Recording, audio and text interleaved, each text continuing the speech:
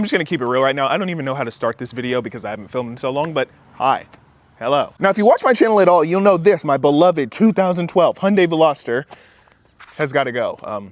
Yeah. This car has treated me really well. It actually treated me pretty bad, but I really like this car. It's quite the abusive relationship, actually, that I need a way out of. So there's a few things that we need to do to get this car ready to sell. The first thing is get rid of this pesky check engine light, which we're gonna do later. And the way we're gonna do that is by replacing the headers right there. I've never done this before, so this is gonna be really interesting. And the extremely interesting part about all this is that the shop quoted me $3,000 to do this job.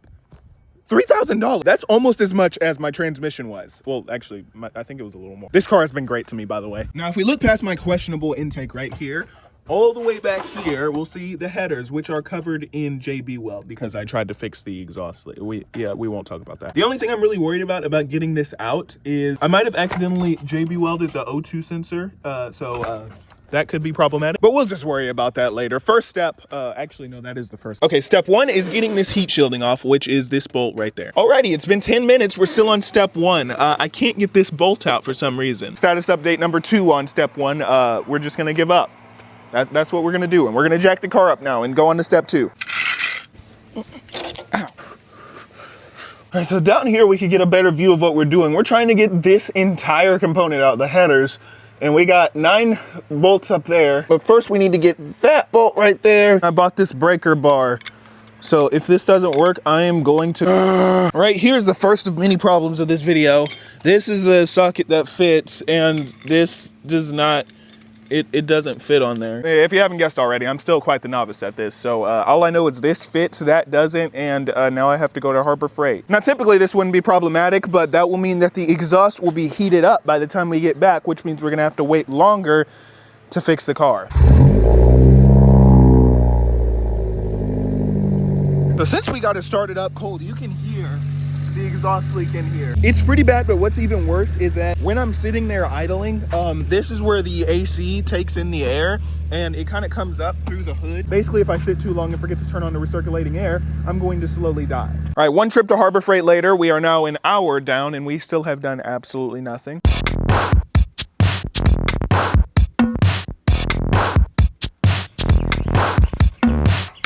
my God, I think I got it.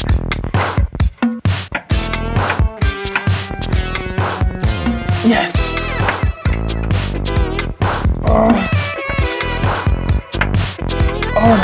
Oh my God, this is. Oh my gosh. All it took was a little WD-40 and a lot of determination, but we got the first bolt off. Ow. Let's go. Let's go. Now, one more bolt down here.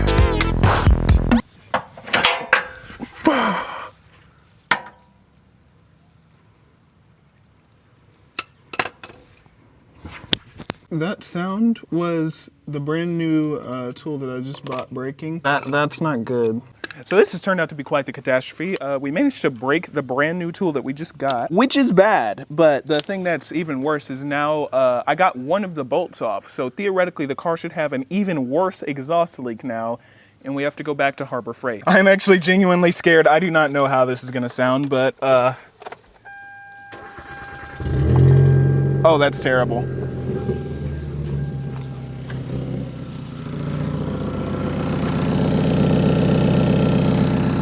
That's bad. Oh my God, that's so bad. So my windows don't currently work, so if I don't keep that recirculating air on, I'm going to die, certainly now. Oh, this is the moment of truth. Oh my God. That is so bad. This is how I know it was bad to start off with. It doesn't sound much different.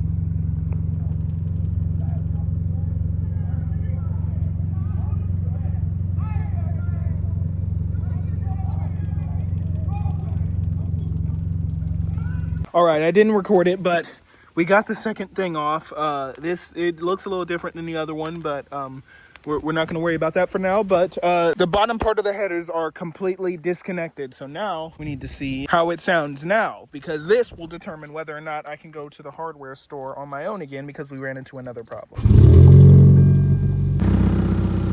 Okay, that is significantly worse. Okay, so we are now 5 hours into this ordeal, and we are now taking off the 9 bolts over here. All right, guys, we're almost there. We got 1, 2, 3, I think 4 more screws. Help.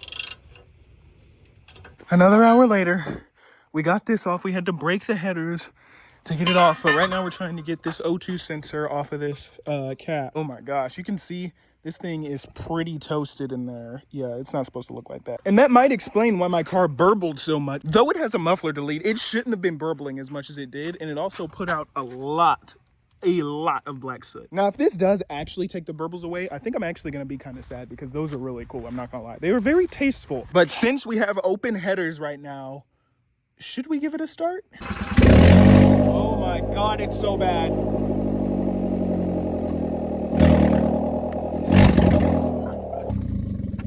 That was so much worse than I could ever imagine. No, we got to put those on immediately. Sorry for the vertical footage because I am not doing that again for a second take. Oh my gosh, that sounded terrible. And if we can't get these new headers on, then that's what the car's gonna sound like. So let's pray that this works. So out with the old and in with the new. Oh my goodness.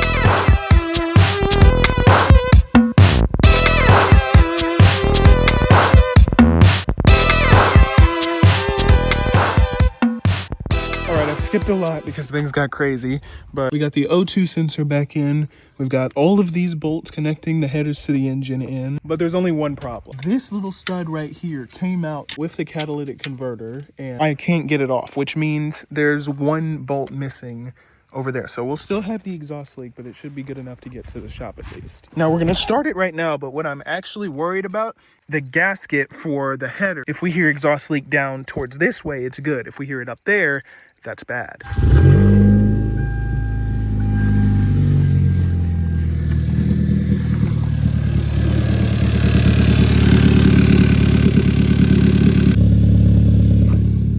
I think that's a success. A win is a win. A win is a win.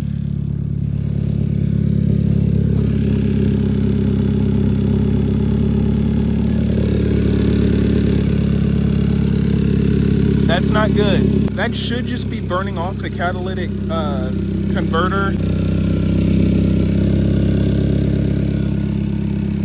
Okay, that smoke was just all the dirt burning off, I think. We should be okay. And there is a gaping hole in the exhaust right about there where the bolt's missing, so other than that, I think we should be chilling. All right, it is a new day, and we have part 2 of making this car perfect so it can sell. Now, ever since the alternator issue, the window switches have not worked, and also the trunk doesn't work, which is really inconvenient. Now, diagnosing this, there's only 2 possible things that could have happened. Either A, the alternator overvolted and fried all of the individual electronics, or it fried one of the relays in this fuse box right here. Well, I bought an entirely new fuse box to figure that out for myself. Now, the fuse box, of course, was pretty expensive. It was like $100 used. And I know you're probably thinking it would be smarter to just buy, you know, one of the cheaper components, like the $30 trunk release. Well, the reason that I think it actually is the fuse box is all of the things that are broken are all on the same relay. Also, I might have or might have not bought the wrong trunk release. We won't talk about that. Also, sorry the car's so dirty. I still haven't cleaned it after, I think, last video. I'm not sure if that video is gonna, I'm not sure how that's gonna work. But anyway, without any further ado, let's get this box open. Hold on, wait. I almost forgot a really important step. We need to disconnect the battery. All right, now we try and get this. Oh, wow, that was easy.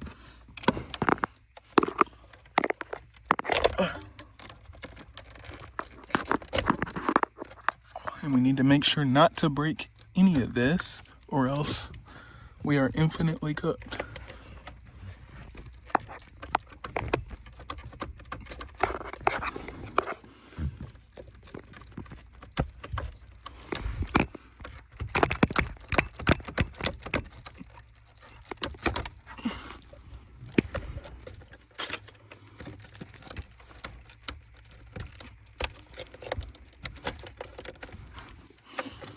All right. Okay, I think there's some more on the back.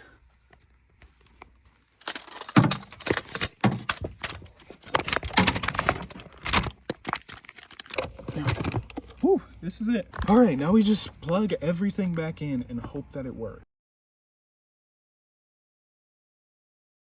And all that's left to do is to turn on the battery, and I don't know exactly what's gonna happen when that happens. So yeah.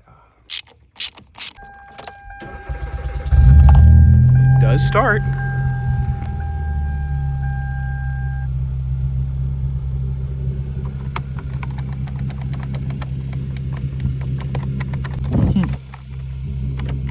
Okay, so the that's weird.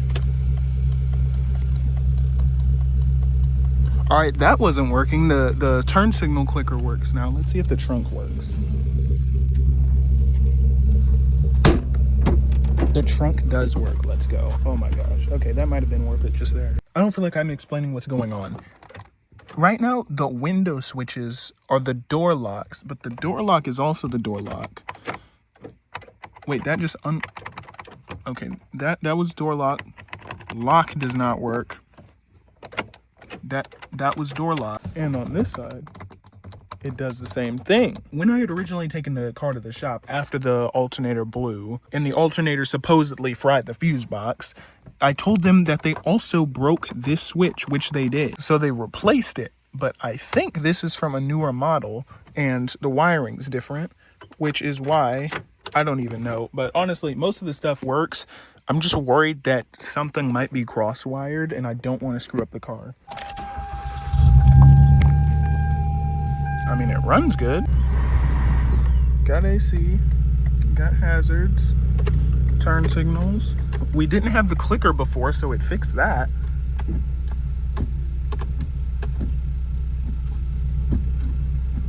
Got windshield wipers. Got the back one too. Now, since the fuse box went out, some of the automated features stopped working, like whenever the headlights stay on after you get out of the car. And one of those things is when you pull off, it's supposed to lock the doors, which it does now. Okay, so that's a plus. That they didn't do that before.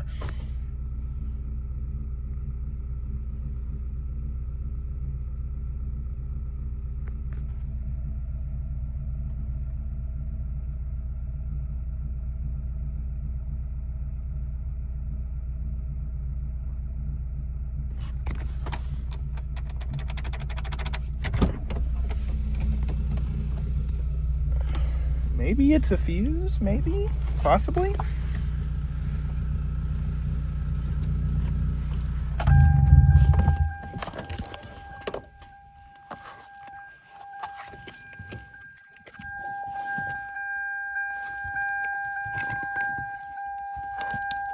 Hmm. 25, 25, yeah, those both have 25s.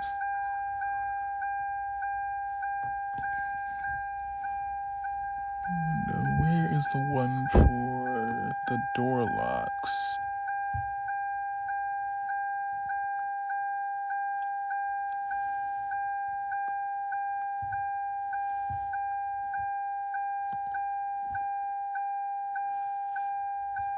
Door lock, 20 amp.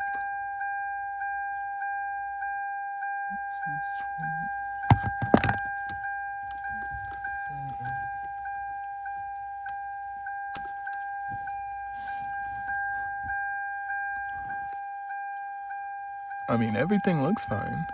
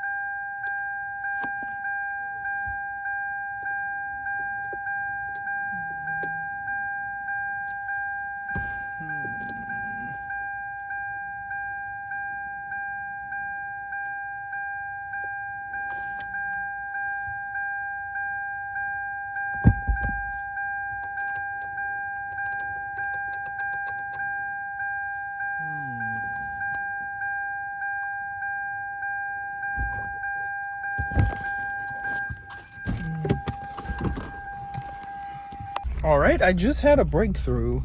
These are supposed to light up in the dark, and they don't. But these do. Maybe every window switch is wired into this, and then this, since it's the master window switch, if this is screwed up, all of them are screwed up, because I'm wondering why none of the windows will work. So the plan now is we're gonna order this part in about 2 weeks because I'm broke like that, and we're gonna replace it. And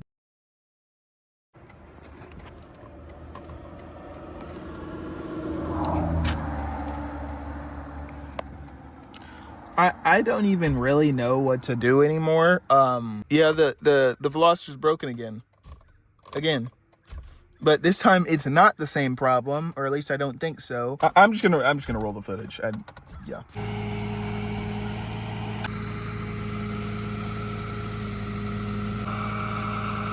So the Veloster broke down again this morning, and I have no idea what's wrong with it this time. I've literally got nothing, but the tow truck dumped it here. We're gonna try and figure it out. I have a suspicion that it could be the spark plugs, maybe, because it's getting air, it's getting fuel, and it won't start. And the engine's turning over. It's not blown up, I don't think. But the weird thing is, it did smell really weird this morning. So, yeah.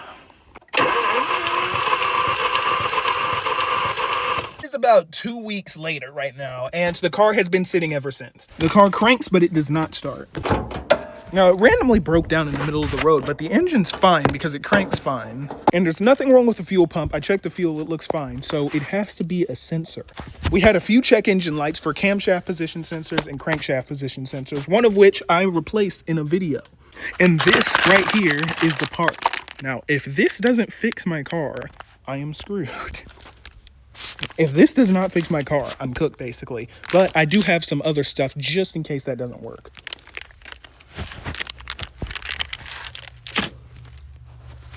Now, it would be really awkward if this video ends up being like 30 seconds long because, now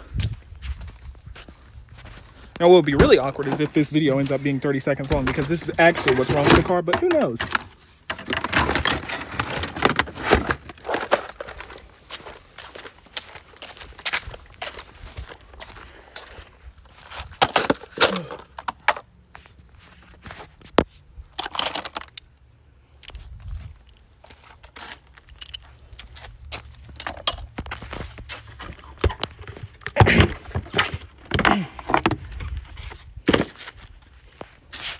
This is the culprit right here, supposedly.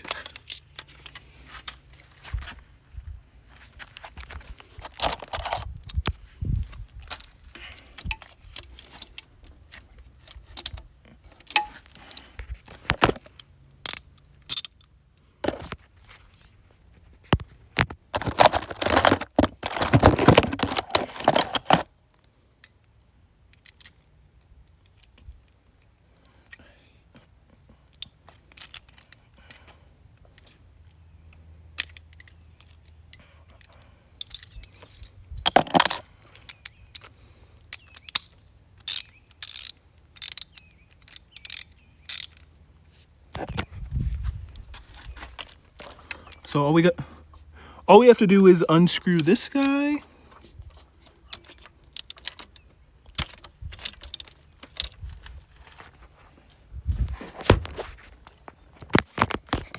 Lord, please let this thing start. And I'm being so for real right now.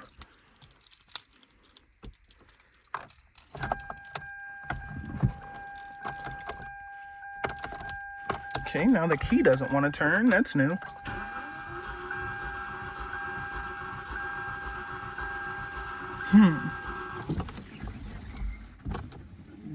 Next up, we got spark plugs and injectors. Yeah, we should probably replace these. Here's the new one. Where's the new one? Here's the new one. That's what it's supposed to look like. Yeah.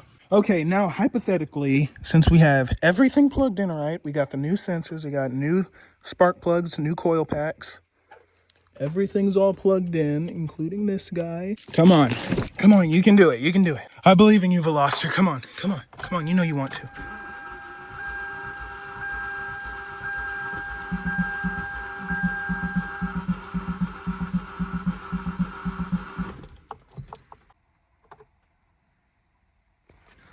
Okay,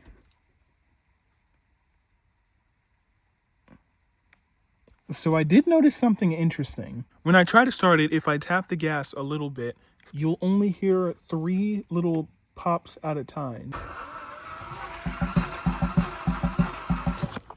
You can definitely only hear three cylinders. I'm pretty sure the battery's dead again. And then on top of that, we replaced all that stuff. I didn't expect it to be the spark plugs or those because they wouldn't all go at the same time. But I was really, really hoping it would be that sensor right there, and it's not, which also makes sense because I replaced that like 6 months ago. Now we're not going to quite give up yet. We still have one more part coming in the mail, and that is these 2 camshaft position sensors. All right, we're still not giving up. It is we're losing sunlight, but we are not giving up yet. There's one more test I'm going to do to see if the engine is getting any spark, because I suspect that the engine isn't getting any spark at all. All right, so we're supposed to ground the spark plug to the engine. Okay, go ahead and crank it. Just as I suspected. Okay. Just as I suspected. Ha. All right, it is like 3 days later. The new sensors came in the mail. If these don't work, we are infinitely cooked.